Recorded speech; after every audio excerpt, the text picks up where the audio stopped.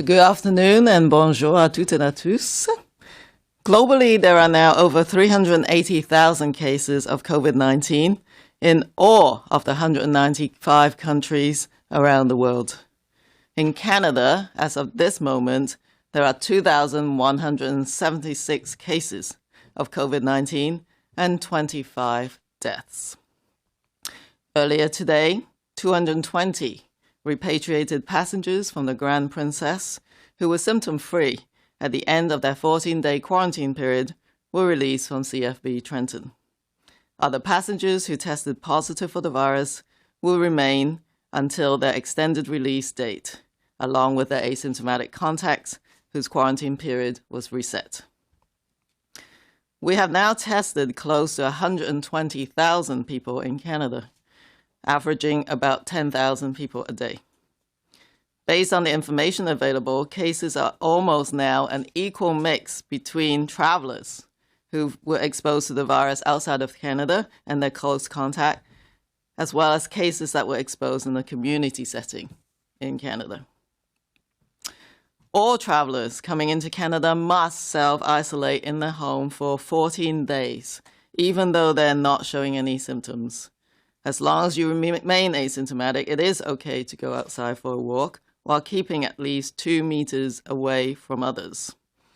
I have to say that, of course, local jurisdictions have their specific authorities and regulations as well, so listen to your local health authorities. For the rest of the population, we must all create a 2-meter zone of protection around ourselves and around our vulnerable groups through social distancing. 2 meters is the distance that infected droplets can spread from a cough or sneeze to others. We also have to avoid coming into contact with the many surfaces that can be contaminated with the virus, like doorknobs, elevator buttons, handrails, counters, etc.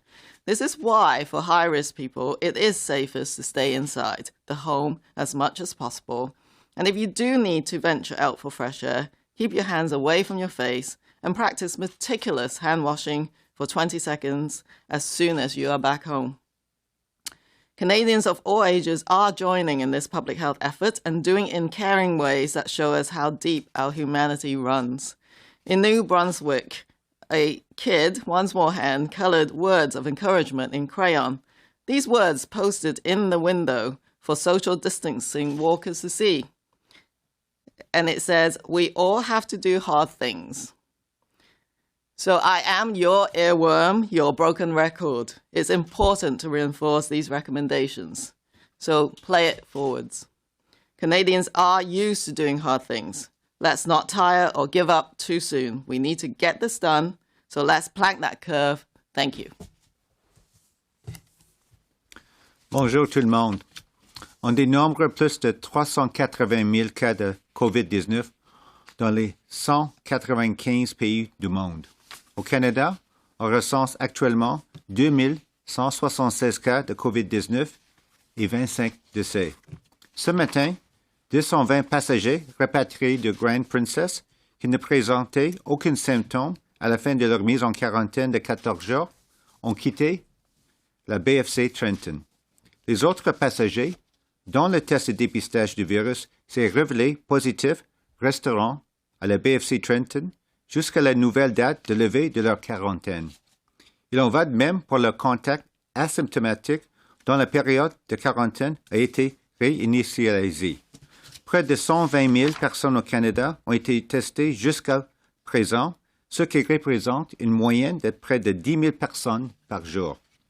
Selon les renseignements disponibles, les cas représentent presque un nombre égal des voyageurs qui ont été exposés au virus en dehors du Canada et leurs contacts proches, ainsi que des personnes qui l'ont contracté dans les collectivités au Canada. Pour réduire le nombre de cas liés au voyage, les voyageurs qui entrent au Canada doivent s'isoler à la maison pendant 14 jours, même s'ils ne présentent aucun symptôme. Tant qu'il y a absence de symptômes, il est permis de sortir pour se promener tout en se tenant à au moins 2 mètres des autres. Et aussi, c'est important, il faut suivre les directions des autorités sanitaires locales.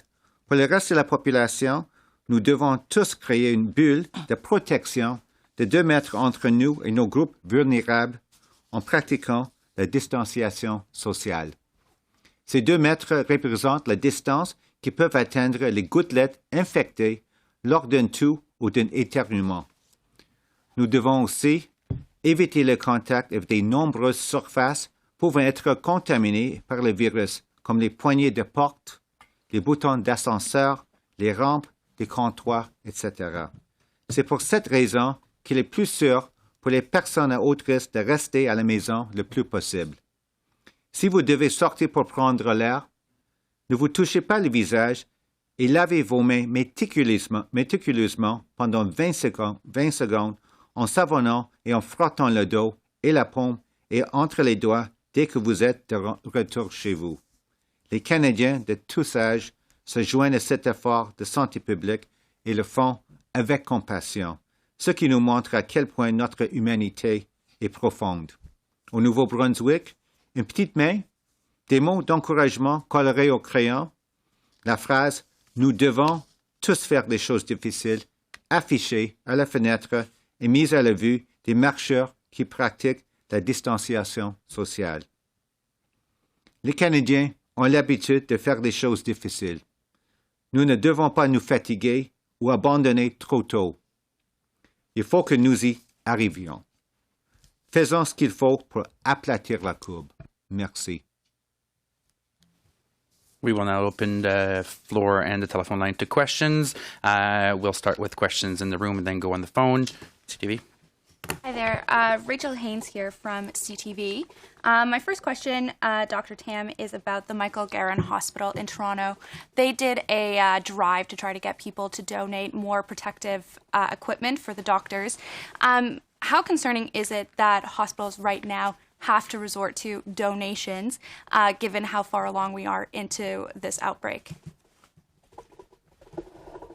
Well, so I think that everybody is just trying to help. People are coming up with their generosity. But of course, we don't just rely on that. We work together with the provinces and territories on purchasing different types of personal protective equipment, and that is absolutely ongoing. And the national stockpile, for example, is supporting some jurisdictions should they require it. But and I think, as I've said yesterday, these supplies are coming in on a sort of different schedules. There are many different types, but we are working really, really hard. There is a global shortage, don't forget. So absolutely, we will do whatever we can. Plus, I think as per the announcements a couple of days ago, I can't mixing up my days now, we're looking at domestic manufacturing capacity, getting domestic companies who don't necessarily normally make PPE now to make things for the Canadian health system. So I'm really optimistic that, of course, we're in a difficult situation, but we are actually pulling out all stops. As you've mentioned, the passengers from the Grand Princess, the ones that have tested negative, have left CFB Trenton. Now that we have more flights coming in from Europe, especially from Barcelona, which is due to come later this week, will those passengers be sent to CFB Trenton to quarantine, as there are such high numbers of cases in Spain right now? Well, I think certainly protecting our population from importations is still paramount importance. And what we are doing is that actually we're some of the, as you've heard earlier on, some of the international flights are being funneled into 4 international airports. We're covering all international points of entry as well. But those flights we subjected to enhanced screening measures. People have to answer those questions. Are you sick? But also in terms of acknowledging that you're going to be doing self-isolation, the asymptomatic people, for 14 days. So that is the primary strategy at this point, and we're working with the provinces and territories to ensure that these travelers are observing their self-isolation for 14 days. Any other questions in the room? Or questions dans la salle?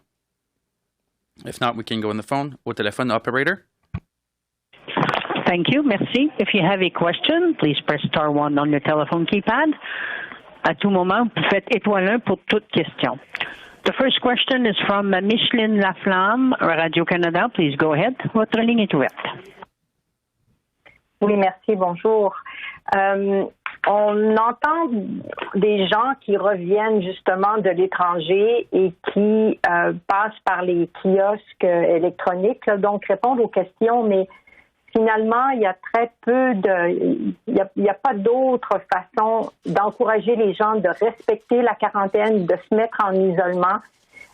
Et donc, est-ce que ça vous inquiète pas un peu que le message soit pas renforcé encore plus, peut-être par un agent qui rappelle l'importance de se mettre en isolement? Voici, c'est le Dr Njoo. Merci pour la question. Oui, ici, on continue à travailler étroitement avec nos collègues des services frontaliers.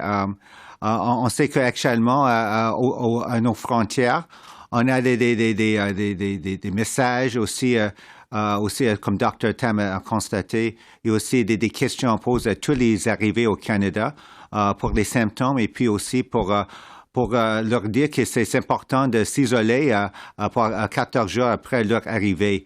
On sait qu'il y a peut-être des anecdotes, peut-être des incidents que peut-être les gens ne respectent pas et c'est pourquoi on continue à discuter avec nos homologues des provinces et territoires, mais aussi au sein du gouvernement fédéral. On examine toutes les options pour vraiment assurer que les arrivées au Canada, les voyageurs, vont se mettre en isolement pour 4 jours après leur arrivée au Canada.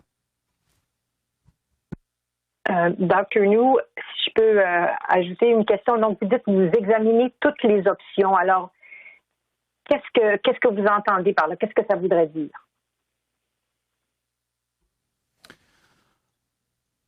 Je pense qu'on donne les conseils, je pense, dans chaque province et on voit actuellement que dans toutes les provinces et territoires, selon leur loi et le pouvoir que les autorités sanitaires peuvent utiliser, on se met déjà en place des restrictions peut-être pour les personnes. Parce qu'en fin de compte, on a toujours à travers le pays le même message. Les gens doivent rester dans leur maison. C'est seulement une exception pour les personnes asymptomatiques pour sortir de leur maison, peut-être pour les choses essentielles à acheter, à aller à l'épicerie. Mais le message clé à travers le pays, c'est rester chez vous. Donc, on discute c'est quoi les options pour assurer que tout le monde comprend bien ce message important de santé publique et continue à rester chez eux, seulement avec quelques exceptions pour peut-être un peu d'exercice, marcher avec la distanciation sociale ou aller acheter des choses essentielles à l'épicerie. Merci. Thank you. The next question is from Lauren Garner from Politico. Please go ahead. Votre ligne est ouverte. Thanks. We're seeing differences in testing and reporting methods and in messaging across the different provinces. Quebec just changed how it reports COVID cases, and Ontario appears to be hesitant to say community spread the problem there, despite evidence that some infections are a result of that. Are you concerned at the federal level about an apparent disconnect here on how the provinces are handling both messaging and testing? And is there anything that you think can be done about it to address any concerns you might have?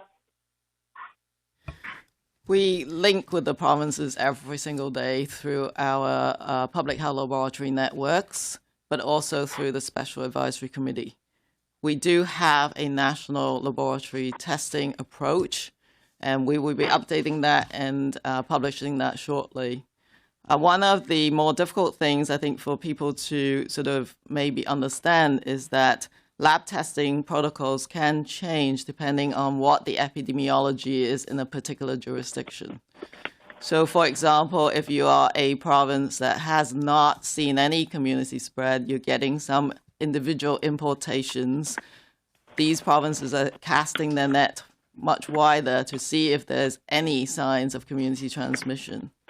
Those who have already detected some of these are busy looking at the connects, the contacts, and looking at clusters and trying to join up cases with those clusters, which is very intensive work. And the laboratory testing is certainly focused on very specific populations. That is very important for the work in containment of any community spread or chains of transmission.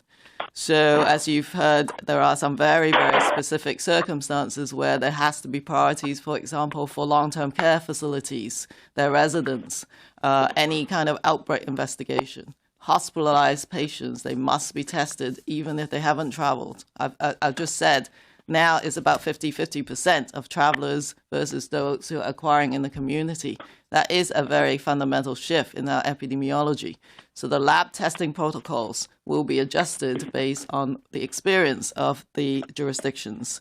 Having said that, we all would want more tests. This is what we'll be doing, is pulling at all stops, acquire much more capacity in Canada to do more.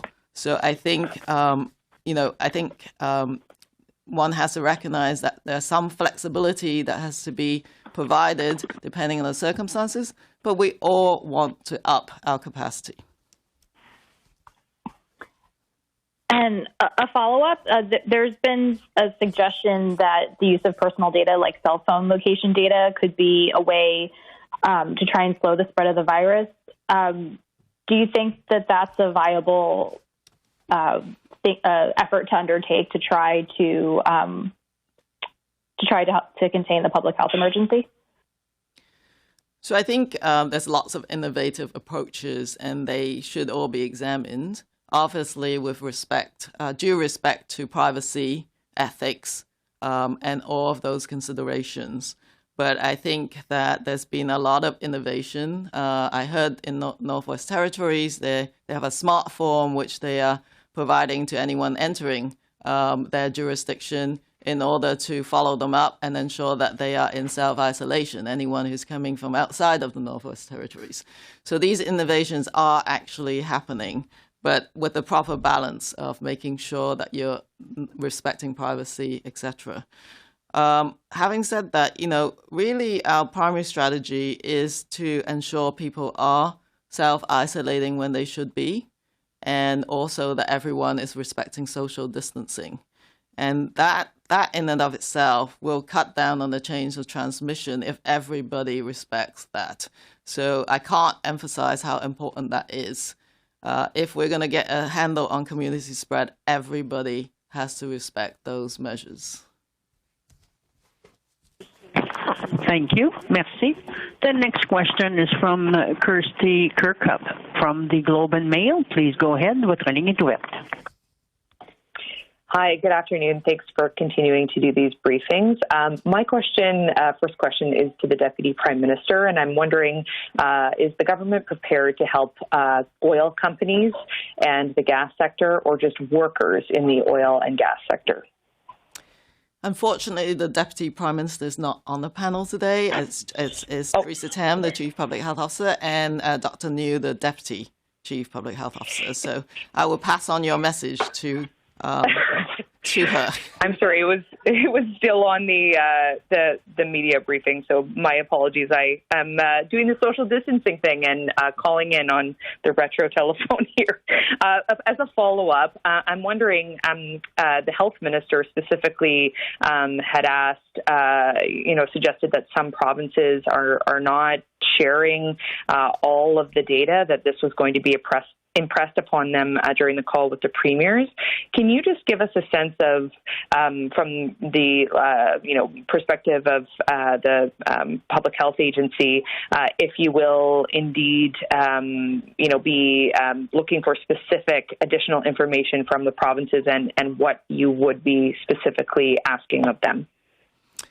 Yes, so data is very, very important for a number of reasons in terms of determining what's happening in Canada, exactly where community transmission is occurring, the age groups, and the severity of illness. So those are some of the very key aspects of the data that needs to be shared. I do know that every jurisdiction wants to be able to do that. So my discussion with my counterparts is, do you need some help? Is there a reason why certain things are not being completed as fast as we would all like to see, actually? So it's in some respects, collaboration. It's actually quite complex, gathering individual information from the public health side, then your lab results, and then your clinical information. So that is a challenge that we have in every outbreak. But I think everyone is trying to resolve this as fast as possible. And this strong message has been provided by our health minister and with her counterpart so that we can all work at this together. And of course, the data will drive some of our actions. But also, I'm particularly interested in, we've just put together a lot of measures over the last week even. I remember Friday the 13th in particular, because it was Friday the 13th. But, we asked to avoid non-essential travel outside of Canada. We put up a travel health notice. Provinces really escalated canceling of gatherings and really emphasizing social distancing. That's really only happened since then. I want to see through data in an upcoming week or two how much impact those measures have had. And you can't do that without the data. Thank you. We'll go back in the room. On est dans la salle Global News. What can you tell us about the COVID-19 screening measures by airline and CBSA officials that led them to let through a Markham woman who died a few hours after arriving at Pearson? Yeah, I'm not that familiar with the ins and outs, but what I do know is that there's been ongoing and very active communication with the airlines in terms of not letting ill passengers on board planes coming into Canada. And our CBSA partners are really, really stepping up and making sure that happens. Does that stop some individuals potentially, even at that moment? I don't know the circumstances. What if it isn't COVID-19? Maybe there's some other underlying medical conditions. I can't speak to that case. But I do know that people are very, very much aware of their role in preventing the impacts on health in Canada. So I have to give a shout out of all the people who are working really, really hard. Screening a lot of travelers is massive amount of work. But also, of course, the numbers of travelers are coming down. We know that as well. We're already talking. Just a science question.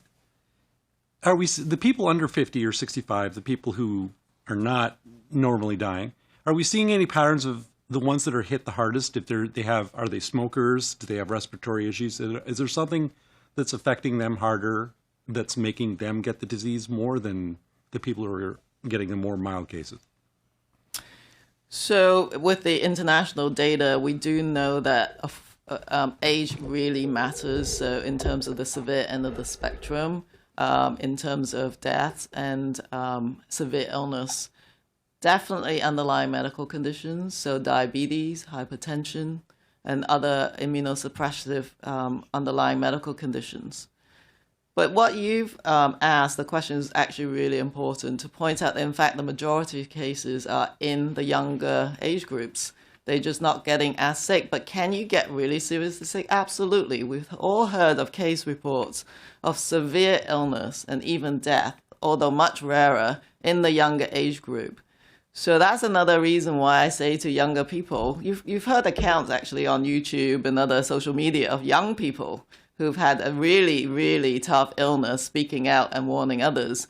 So we need to spread this message actually to a younger generation so that they don't think it's just an illness that impacts the older age groups or the people with chronic underlying illness. All of us can potentially get this disease, and you may not be able to tell. whether you're the one that's going to get particularly sick. And so I think that message, I have to admit, hasn't really been out there enough, and that some young people may not be taking this very seriously. Next question on the phone. Prochaine question au téléphone.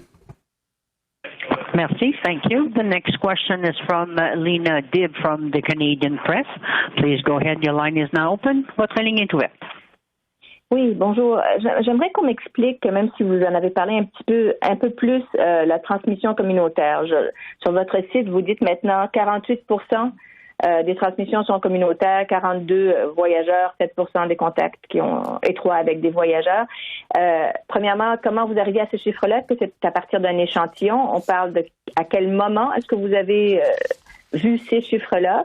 Et puis, qu'est-ce que ça change pour la suite des choses? Par exemple, pour qui reçoit des tests ou pour notre façon de gérer l'isolement et les distanciations sociales? C'est Dr Njoo. Oui, c'est quelque chose de vraiment important. On a déjà souligné avec ce qu'on a dit au début de cette séance que les proportions, le pourcentage des cas liés au voyage à l'étranger du Canada, c'est moins qu'avant. Au début de l'éclosion ici, on peut dire au Canada, c'était 90%, puis après 80%. Maintenant, c'est plus ou moins 50-50. Chose aussi à souligner, c'est les cas qu'on voit aujourd'hui, c'est le résultat de l'exposition. Qu'est-ce qui se passait il y a 2-3 semaines peut-être. Donc, pour nous autres, aussi pour les autorités sanitaires à l'échelle provinciale, territoriale aussi locale, c'est important. C'est quoi les effets de les mesures qui sont mis en place maintenant avec la distanciation sociale? Parce qu'on va voir c'est quoi les résultats, j'espère positifs, dans 2-3 semaines. Donc, c'est important de tout le monde. Les voyageurs qui arrivent, ils continuent à arriver au Canada, même si c'est beaucoup plus diminué qu'avant, mais aussi pour les personnes qui habitent ici au Canada, parce que oui, on voit maintenant les foyers, il y a la transmission communautaire à plusieurs endroits au Canada, et c'est important de vraiment souligner le message que c'est important, c'est la seule chose qu'on peut faire maintenant, parce qu'on va gagner le temps pour les chercheurs, les autres, les scientifiques, pour développer un vaccin et aussi les autres traitements. Pour le moment, c'est la distanciation sociale. Ça, c'est quelque chose qu'il faut prendre pour sérieux par tout le monde et c'est quelque chose à suivre. Pour la transmission communautaire, on sait que les autorités à l'échelle provinciale, locale, ils prennent pour sérieux. Ils font des enquêtes vraiment très, très ciblées pour vraiment, comme on dit, briser les chaînes de transmission. Et c'est quelque chose, on sait que tout le monde travaille très fort et il faut continuer tout le monde nos efforts collectifs pour combattre ce virus. J'aimerais ajouter que certaines parties de cette réponse en anglais, parce qu'il y a quelques parties qui sont très importantes, j'aimerais le répéter. So, let's just look at those community-acquired cases. It is important to try and understand what they are. In British Columbia, in particular, we know quite a large proportion of these are related to long-term care facility outbreaks.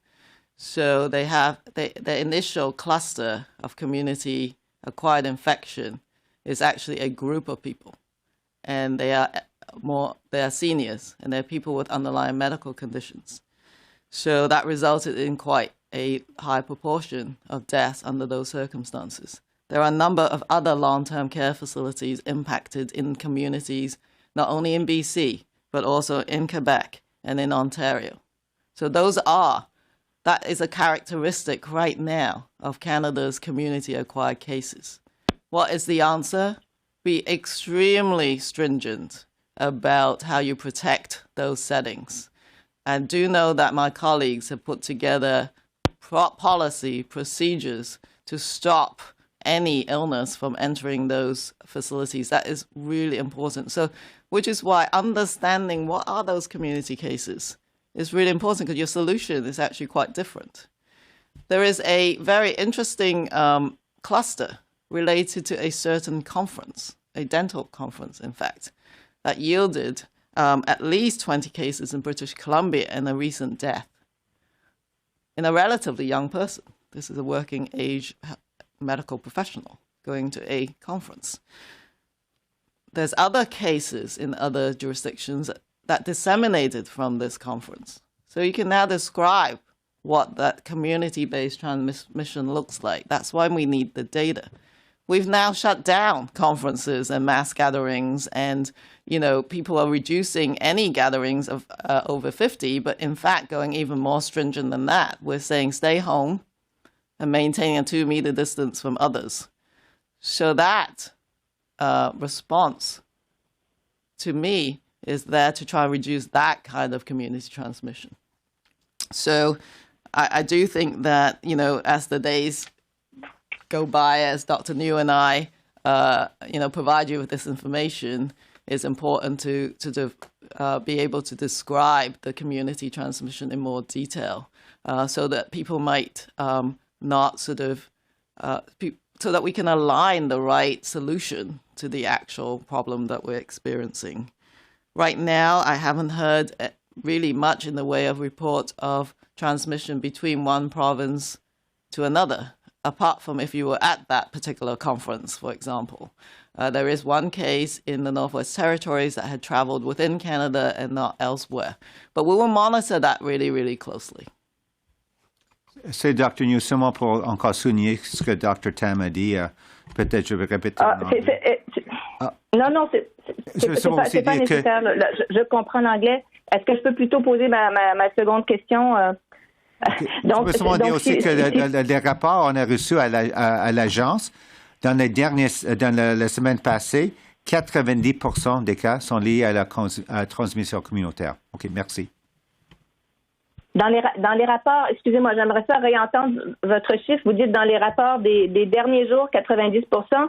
Et si c'est le cas, est-ce que ça ne devrait pas aussi guider d'autres mesures, comme par exemple qui prend des tests maintenant que c'est des cas communautaires? Parce que je comprends les exemples de Dr. Tam, mais j'ai l'impression que c'est encore, quand on arrive à 50-50 ou à 90%, on n'est plus dans l'anecdotique de la maison de personnes âgées, là.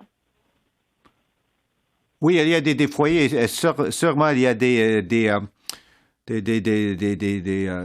établissements avec des populations vulnérables, comme des établissements de soins à longue durée. Ce que Dr. Tam et moi aussi, on a dit que maintenant, si on regarde les pourcentages en total, c'est vraiment presque 50-50. Mais on a vu une tendance maintenant que même pour la semaine passée, la plupart des cas rapportés à l'agence sont liés à la transmission communautaire. C'est aussi dans des établissements comme Dr. Tam a constaté, mais aussi dans des autres endroits. C'est quelque chose vraiment à suivre pendant les prochaines semaines. Can I just add, though, that you're talking about percentages. As you shut down travel and travel-related cases, your percentage is, of course, going to go up for community acquired as well.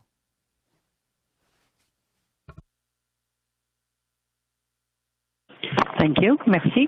The next question is from Michel Lamarche, TVA Nouvelle. Please go ahead. Your line is now open. Votre ligne est ouverte. Hi, I'll ask the question in English. If Mr. Njoo wants to answer in French afterward, please feel free. I just want to make sure Quebec yesterday changed the way it's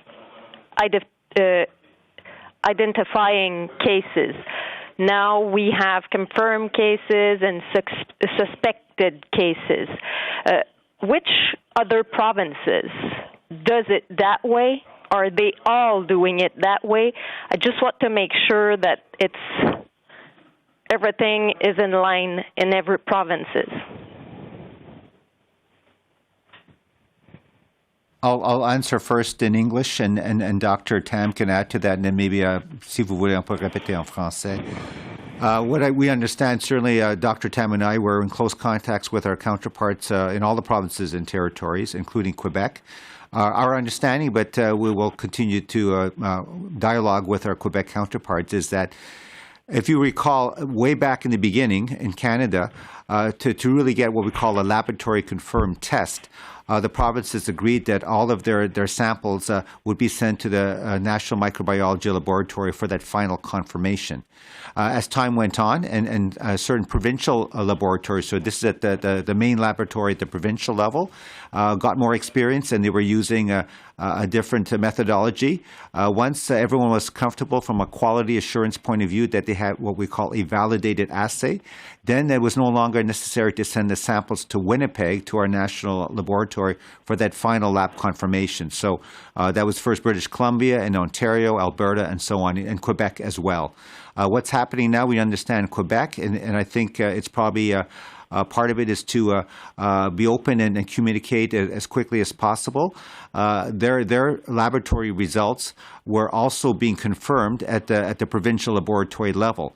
But what I understand is being reported now in Quebec is also test results which are being done in community and other health settings and not already or necessarily being confirmed at the provincial laboratory level. So obviously, I think in terms of quality assurance, Quebec is looking to make sure, obviously, that the reported cases, laboratory confirmed, will truly all be of sufficient quality that may be the way forward. But at the present time, that's what we understand. And certainly, I think quality assurance in terms of lab testing is something that all provinces take seriously. And at least for myself personally, I think Quebec is maybe the first to go forward with that type of reporting of laboratory results outside of sort of the provincial level. So I'm not sure, Dr. Tam, if you have anything to add to that. No. We actually have been counting what are called presumptive cases in other jurisdictions as well. So we have included those in our case counts. But is it the same way that Quebec is now doing it? Seems unclear from the answer that I received. We'll continue to talk to Quebec and with our counterparts in the province's territories at the present time, based on what we hear Quebec is doing. They're, I should say, also reporting cases from other settings rather than sort of just the official confirmation from the provincial laboratory level. So that's something we'll discuss and also see how the other provinces are doing. At the present time, certainly our understanding is that from the other provinces, they're being reported once there's confirmation at the provincial laboratory level. Thank you. Merci. The next question is from Brian Platt from the National Post. Please go ahead. Votre ligne est ouverte. Hi. I had a question about technology and testing. Last week, Health Canada said it had approved 2 more diagnostic test kits, and it looked, from when I just Googled it now, that those are test kits that could speed up testing a lot, do it in a couple of hours instead of a couple of days. Do you have an update on where things are at with new types of testing and how soon we may see it rolled out in the country? So, I think to enhance laboratory testing capacity in Canada, we have to pursue many different streams. So increasing capacity at the provincial labs and increasing the speed at which they can diagnose is important. But there are particularly attractive options, for example, in more remote communities in our territories, where some of these technologies are going to be very helpful, because some of the difficulties in turnaround time is that you have to fly samples through, and even if the referral lab can turn it around really quickly, there's transportation times, etc. So we're absolutely actively pursuing those, and our National Microbiology Lab has acquired some of these rapid test modalities right now, and they are quality assuring them to make sure that they can actually diagnose. And then that will be very soon that we will be able to, if they work, be able to then roll it out. I would see those kind of technologies particularly important, as I said, for communities that have difficulties reaching some of the major testing centers. Can you just expand on that part about transportation? I don't think I fully understand. So it's a matter of getting samples to the national lab? Is that what you mean by that? Yes, or the nearest referral lab, but for sure the National Microbiology Lab is still doing the samples for the territories and some of the smaller provinces and Northern Ontario. You can imagine if they have a kit that they can use more near to the patient or the hospital or the clinic, that would save a lot of time in terms of a turnaround. So those are the solutions that we're right now testing. We'll have time for one last question. Dernière question. Thank you. Merci. The question is from Annie Bergeron-Olivier, CTV National News. Please go ahead. Votre ligne est ouverte. Hi, thank you so much for doing this. My question is for Dr. Tam. We're hearing of major delays in testing, sometimes 8, 9, 10 days in the city of Ottawa. I'm wondering if the delay in testing results is also leading to a delay in contact tracing. And is there any concern that these backlogs could result in more community transmission as people see delays finding out whether they've been exposed to a confirmed case? Well, I think sort of speeding up lab tests is very, very important as you're trying to detect cases and contain them. But right now, there is an issue with getting lab tests to everywhere at full speed. But at the same time, I can say that the public health measures are being implemented. So public health doesn't necessarily wait for a lab test if they think that, around the cases, the contacts will already be traced. They will be asked to self-isolate, and they will manage them as actual contacts. And on top of that, we now are asking everyone to social distance and self-isolate if you've been instructed by local public health. That is to say that we are doing the public health measures even if the lab results are not available very fast. So that's a preemptive approach to public health, which we normally do anyways. I think if lab testing isn't available just at that moment in time, they're going to manage people like their cases. The threshold for managing people like cases is extremely low. Any symptom, any risk, you're going to be managed like a case or a contact. Okay, and my follow-up for you is that we're aware of doctors and nurses who have now been waiting anywhere from 7 to 11 days after being exposed to a confirmed case. I'm wondering, when you talk about healthcare workers being prioritized, is that in terms of testing or in terms of laboratory results? And how does a frontline worker who's waiting 8 or 9 days to get a confirmation get back to work? Is there going to be a delay as well in getting those 2 negative tests to return to the hospitals? Yeah, so there's a lot of different pieces and concepts in there. So symptomatic healthcare workers are an absolute priority to test. So we're not testing asymptomatic people. We're testing symptomatic healthcare workers, and they are absolutely a priority group. So anything that can be done to speed up those results are important. In the meantime, though, the issue is that they'll be taken out of work. And so that is a issue in terms of course, healthcare system capacity. But they'll be managed, of course, as though they are cases until their lab results are available. But that's how healthcare workers are being managed. And as I say, we're doing everything that we can with domestic solutions, trying to pull out all stops and ratcheting up that laboratory capacity as we speak. Thank you. That'll be all for today. Thank you. Merci beaucoup. Ce sera tout pour aujourd'hui.